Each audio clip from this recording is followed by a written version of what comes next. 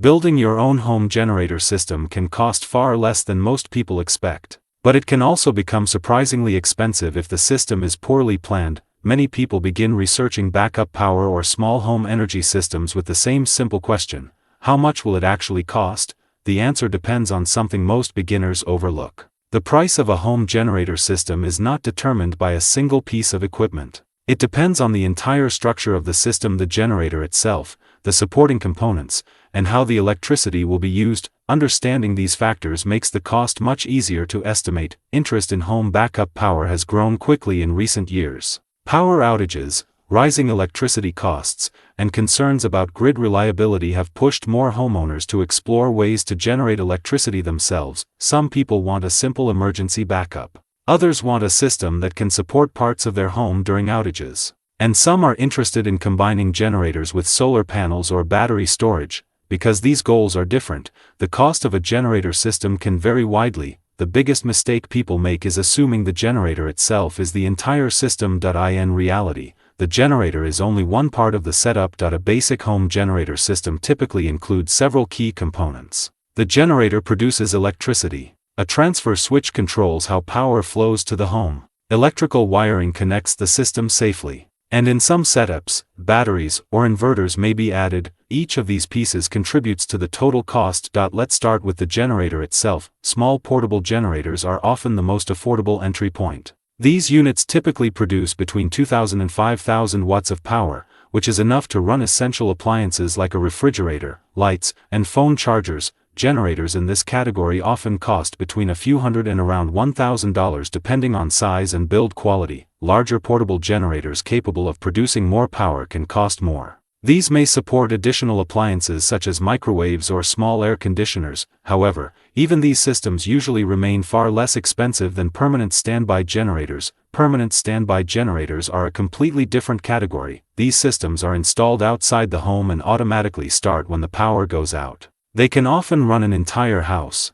but they also require professional installation, fuel connections, and electrical integration. Because of this, standby generator systems can cost several $1,000s or more when installation is included. For many homeowners exploring DIY energy options, portable generators are the starting point because they allow flexibility and lower upfront cost. But the generator alone does not complete the system. The next component is the transfer method. When a generator powers part of a home, electricity must be directed safely from the generator to the circuits that need power. This is often done using a transfer switch. A transfer switch prevents generator electricity from flowing backward into the utility grid, which could be dangerous for utility workers repairing power lines. Manual transfer switches are generally more affordable and allow homeowners to select which circuits receive power during an outage. Automatic transfer systems exist as well, but these are usually part of larger standby installations. In addition to transfer equipment, cables and connectors are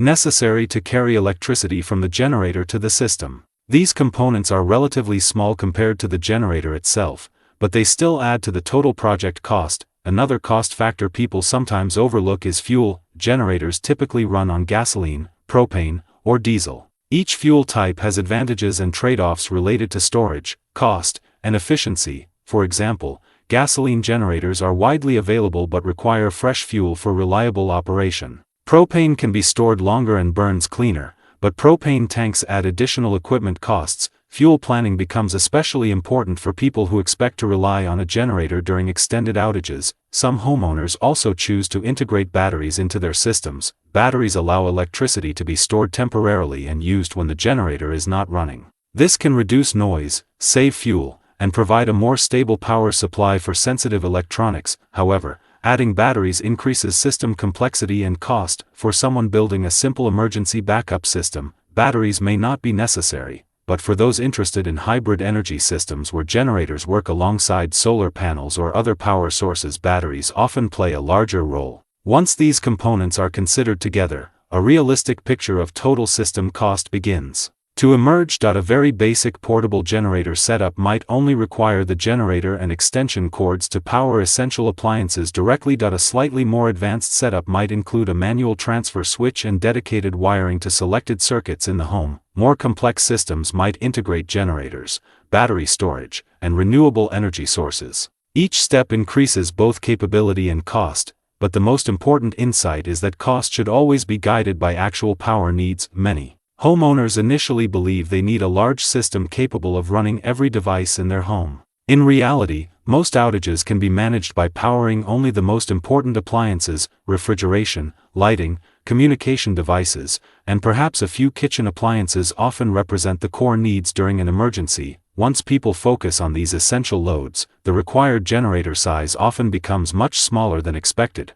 and when the generator becomes smaller, the entire system becomes more affordable. Planning is therefore the most effective way to control cost. Instead of asking, "How much does a generator cost?" it is more useful to ask, "How much electricity do I actually need during an outage?" That question changes the entire approach to system design. It shifts the focus away from buying the biggest generator available and toward building a system that fits real energy use. When homeowners take this approach, many discover that a modest generator system can provide reliable backup power without requiring a large investment. Understanding the structure of the system is the key step. Once you know the role of each component, the generator, the transfer system, the wiring, and optional storage, it becomes much easier to estimate a realistic budget, and more importantly, it becomes easier to design a system that actually works when the power goes out. If you found this breakdown helpful, consider subscribing to the channel. New videos explore practical topics around home energy systems, small generators,